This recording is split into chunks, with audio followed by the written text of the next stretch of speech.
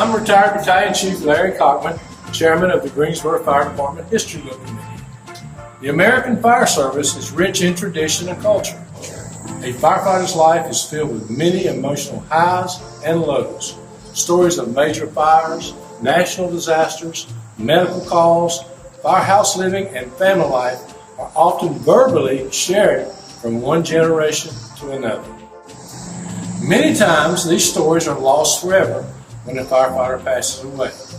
In an effort to preserve these stories, in 2019, the Greensboro Fire Department History Book Committee launched a new program of recording audio-video of our retirees' lives. These stories will be shared on our website, gfhbc.org. In 2020, we did not record because of the COVID-19 pandemic. Please listen as these firefighters share their life experiences with all of us. My name is Bryce Green. I started in 1967 and I retired in 2005 at the rank of captain. Well, I'm from originally Roxborough, but I've been here for approximately 60 years. So, what was I doing when I first come on the department? I was working for Western Electric Company, and they were in the process of laying me off. So I started looking for a job, and I applied for the fire department and I applied for the police department. One called me one day and the other one called me the next day. And I wanted at first to go to the police department, but my wife said, no, that's too dangerous. But what she didn't know, that when I chose the fire department, that more firefighters get killed than they do policemen. So that's how I went to the fire department. The process when I was hired, you put in an application at the old Station 1 up here on, I guess it's Elm Street now. Oh, it was then too. And then they call you. They called me probably 3 weeks later. And back then, you went to the fire station. When I was hired, they sent me to the fire station before I went to training. I was at the station probably 6 months before I went to the training. And I went in training, and back then it was like 6 or 8 weeks, which was hard labor. and I passed training, so I was fully firefighter. My starting salary was $400 a month. Yes, I remember a few that was in my class. Let's see, trying to think. Bucky Marsh was one. Levi Loken was one. Was there any funny stories in training? I don't think so, because my training days were all about business. Just prior to my training class, they fired about 8 or 9, so I was concentrating on passing training and getting out of there. After I got in there, I really enjoyed it, and I would have done it over again if I had to. My first station assignment was Station 4. When who was my captain? So when I first started, it was down at Station 4, and it was before they integrated. So they had leaders, they didn't have captains, and it was all, so this guy named was Cardwell was my leader. But my first captain, once I left 4, I went to 9, and it was Jack Nugent. Now, that was my first captain. Thanks. The only nickname I had a couple of guys used to call me Green Man. Observed or? Did I observe any firehouse pranks? Absolutely. They had, I don't think it happened to me, but you know, we had our boots sitting on the side of the truck. When we got a call, we'd go jump in our boots. they poured water in your boots, and and did it in the wintertime.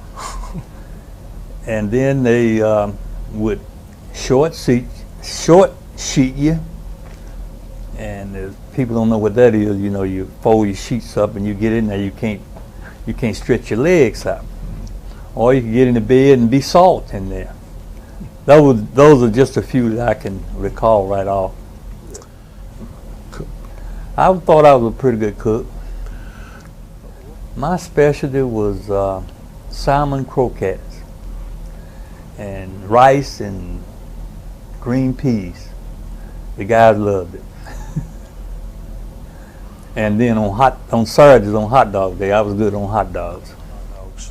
The fire department, since I've been there, have tradition was to have hot dogs on Saturday. And it's still in existence as far as I know. In fact, I had out at the station this past Saturday and had hot dogs with the guys. Do I see any advantages of the cubicles compared to the dormitory? I do. I see advantages to them for privacy, and you want to get away, you can go to your cubicle and you don't have to be disturbed by anything. And I think it was a good thing that they did it. And when I started out in a dormitory, and I was there until I got promoted to captain. That's one reason you want to get promoted, so you have your own room. I think it'd be a value of the firefighters that are currently on the line. They can see what we experienced, and they probably could get something from that. And your family, they can, once you're gone, they can look back and say, "There's my dad or my husband," you know. And that's the advantage I think of it is. Why is it important that the current firefighters take the time to talk to retirees?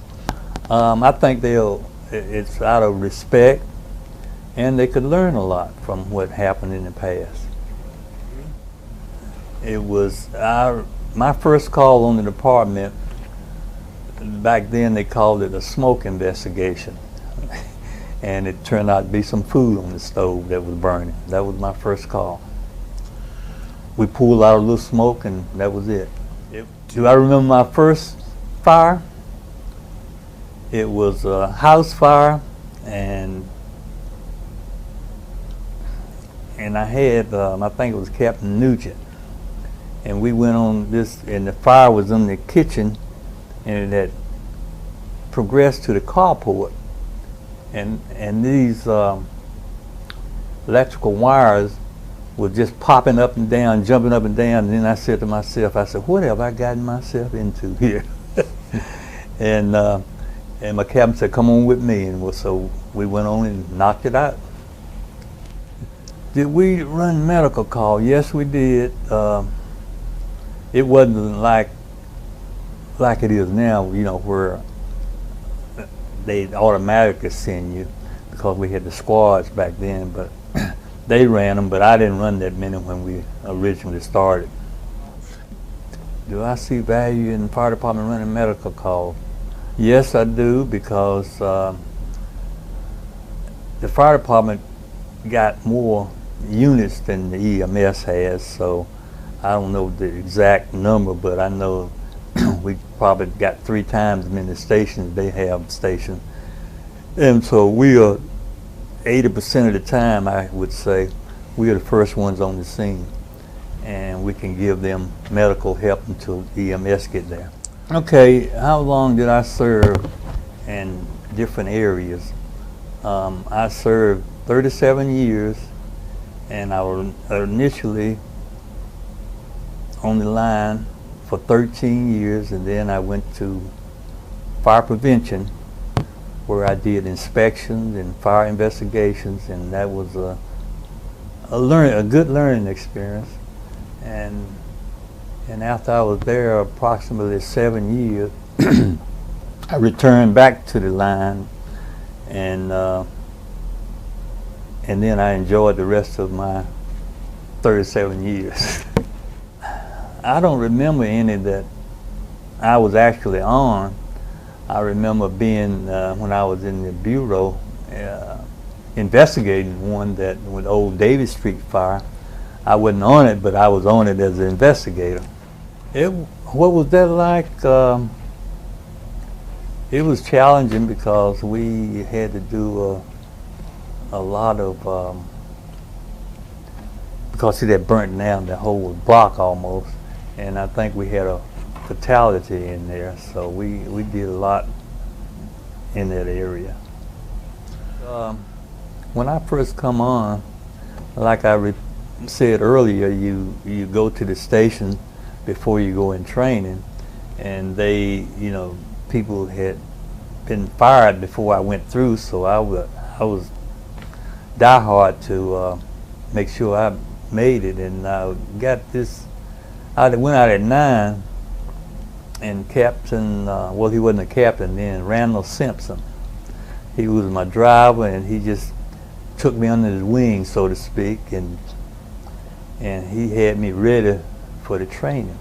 He had me so ready, I was the, what do you call it, the crown Victoria of my class, so, Oh, the top class? Yeah, top class. Well, that's good. Good to know that. So academically and all of you got the top rank in your class, is that correct?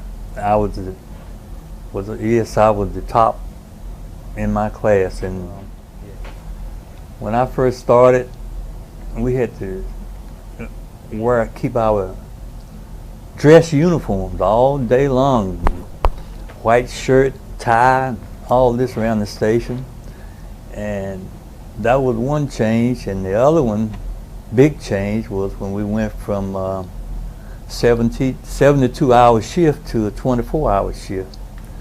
I mean, 72-hour week to a 56-hour week.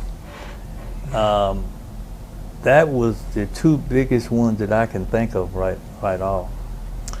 How did I cope with seeing death? It wasn't real bad. The only part that bothered me was when it was a kid. Now, I hate to see a kid go out and see a kid's death, but all of them are bad. But a kid, I thought about that a few days before I could get over it. How did I cope with the death of a fellow firefighter? It was bad. I remember I had just started when Jesse Gray was killed, and that's the only one that I remember that got killed in line of duty. Right. But I know it was a sad time, but we had to regroup and continue on to saving property and lives. Did I ever work with female firefighters? I did. Tell us. That was it was different, but I didn't see no major problem. We got along good, and in fact, I was supervisor of one of them, and so we had a good relationship, and I didn't see no problem. I would definitely do it over again, and I don't know if I would do too much any different than what I did. I had a good time, and I enjoyed the whole time. So I don't think I would do anything different. Did any of my family play a part of my life? Absolutely. My wife was my #1 recruiter. She was behind me every step of the way. And anything I wanted to do, especially in the fire department, she was behind me. If I went to a school, she said, yeah, you need to do that, you need to do this. And she was really my support. What would I consider a successful firefighter? I think that, and a lot of firefighters have different goals. My opinion is that if he wanted to just be a firefighter, in his mind, he probably was successful. And where I might want to be a captain, if I get that, then if I don't try to go no further, then that means that I'm successful with where I am. So I think it's depending on the individual what he wants to do and you know, what he think is successful for him. My health has been good. How's my health been? It's been good. Thank the Lord. What advice would I give the rookies starting out? I would tell them, first of all, keep your nose clean. Don't get into no hassle or trouble. And you make your bed hard, you can sleep in it, but you got to go out there and get your objectives, what you want to accomplish, and start working toward that, and I think you'll be fine. Do I have any hobbies I like to do? Yeah, I got a Harley Davidson I like to ride. But here lately I don't get to ride it that much, and since I retired, my hobbies have mostly been running grandkids to basketball games and golf games and soccer and all this stuff, so I enjoy that. How many grandkids I have? I have 3. I have a 18-year-old that's down at Carolina now. He's the 2nd year down there, and I have a granddaughter that just started high school, and I got one that just started 5th grade. My message to my family would be that everything I did during my lifetime, they were number one, and they was in my thoughts of what I was doing, and that I loved all of them. What would the fire department, I want the fire department to remember about Bryce Green? I think that I would want them to remember that I was easy to get along with. I didn't cause no problem. I did my job, and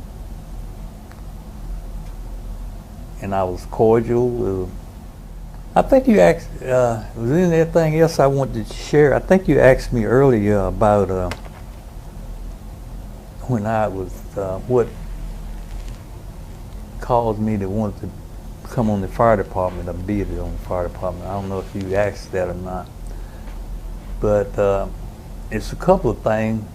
You know, everybody used to look around and say, hey, that fire truck going down the street, I'd love to ride that thing, you know. Not as much as that was, I had a neighbor, and he was on the fire department, and he said, man, why don't you come on? That was Lynn McLaughlin. I don't know if anybody remember him, but he was my neighbor. And he used to talk to me, man, why don't you come on the fire department? I said, man, I'm too small for that. I was like 150, about 5'8". He said, no, we like small guys. We can put them through windows easy, you know. So I thought about it, and then I went and applied. But prior to that, when I was growing up, I lived in the country in Roxborough on a farm. And we had mules in the stables. And my brother and I was out there playing around, and he had these old lanterns that were cold, and we had it lit up out there in the hay. And he turned it over and it set the barn on fire, and the mules was in there, and he took off running to the house, and the mules just jumping up and down and hollering and wanted to get out, and they couldn't get out, and I went and got an axe. They wouldn't come out through where the fire was. And I got an axe and went around the back and knocked the back slabs loose so they could get out. And they went down and running. You could see the backs of them burning, the hair on the backs burning. And I got all swinged up, my eyelashes and all this stuff. And then they used to tell me, you're going to be a firefighter one day. So they gave me kudos for, you know, getting those mules, saving those mules alive. So that was your start of your career? Yeah, that was the start of my career. That's a great story, yeah. Bryce. Well, like I said, I hope we've covered everything. I don't know the time factor here that we got going here as far as the hour, but I personally say I enjoyed knowing you all these years and highly respect you, and glad you came in and shared with us your life and what's important to you. And I can't think of any other question, really. Well, good. You did good. As we say in the fire service, you did good. Thank you. Thank you. Thank you. I hope are you listening, Brian? I hope you are.